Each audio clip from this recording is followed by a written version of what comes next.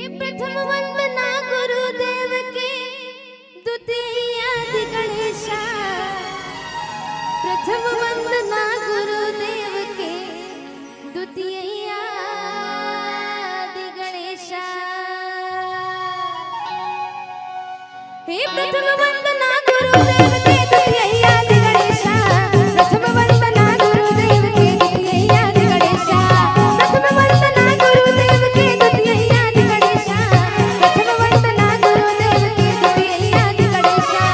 भैया लगा मोठा गुरुदेवा के, भैया लगा मोठा गुरुदेवा के, हमरो गलो है नेता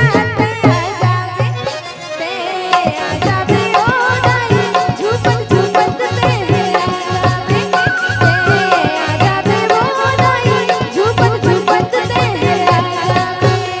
हे प्रथम वंदना गुरुदेव के द्वितीय आदि गणेशा। प्रथम वंदना गुरुदेव के द्वितीय आदि गणेशा। प्रथम वंदना गुरुदेव के द्वितीय आदि गणेशा। प्रथम वंदना गुरुदेव के द्वितीय आदि गणेशा। भैया लगा मोठा गुरुदेवा के, भैया लगा मोठा गुरुदेवा के, हमरो गलो है नेता आ जाबे ओ दाई झूपन झूपन ते आ जाबे आ जाबे ओ दाई झूपन झूपन ते आ जाबे।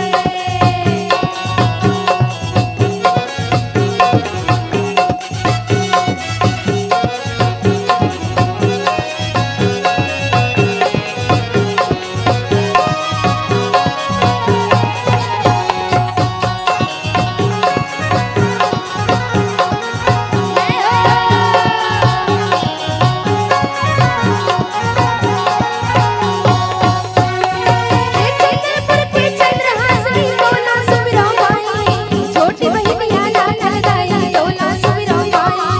चंद्रपुर के चंद्रहासनी तोला सुमिरो माई। छोटी बहिनिया लाल दाई तोला सुमिरो माई। रतनपुर के मामाई दाई तोला सुमिरो माई। रायगढ़ वाली बूढ़ी माई तोला सुमिरो माई। रतनपुर के मामाई दाई तोला सुमिरो माई। रायगढ़ वाली बूढ़ी माई तोला सुमिरो माई। क्यों तुला ने लाल चुनरिया, क्यों तुला ने लाल चुनरिया झोंकने देता मोरे आ जाबे ओ दाई झूपन झूपन ते आ जाबे आ जाबे ओ दाई झूपन झूपन ते आ जाबे।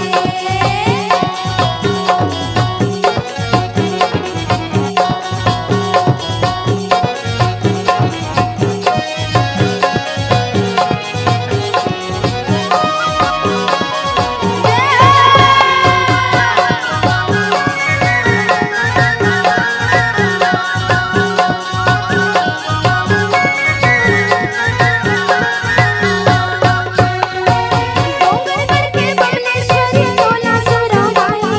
संबलपुर के समलेश्वरी तोला सुमिरो माई। डोंगरगढ़ के बमलेश्वरी तोला सुमिरो माई। संबलपुर के समलेश्वरी तोला सुमिरो माई। कोरबा के ते बड़वा रानी तोला सुमिरो माई। मैहर वाली शारदा माई तोला सुमिरो माई। कोरबा के ते बड़वा रानी तोला सुमिरो माई। मैहर वाली शारदा माई तोला सुमिरो माई।